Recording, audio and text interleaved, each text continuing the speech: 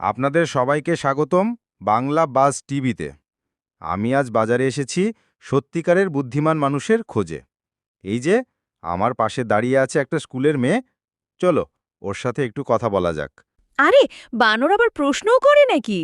হ্যাঁ বোন, আমি বানর হলেও আমার ক্যামেরা আছে আর সাংবাদিকতার লাইসেন্সও আছে।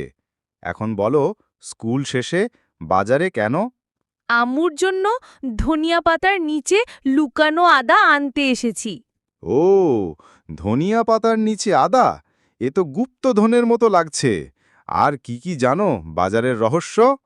টমেটো আর ঝাল একসাথে রাখা বিপজ্জনক, কারণ ঝাল কথা বললে টমেটো লজ্জায় লাল হয়ে যায়। তুমি তো দেখি পুরো কবি। আচ্ছা বলো, তুমি যদি একদিনের জন্য বাজারের মালিক হতে, কি করতে?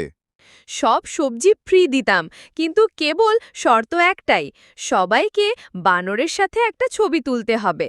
বাহ, তাহলে আজ থেকে আমি হব বাজারের ফটো স্টার।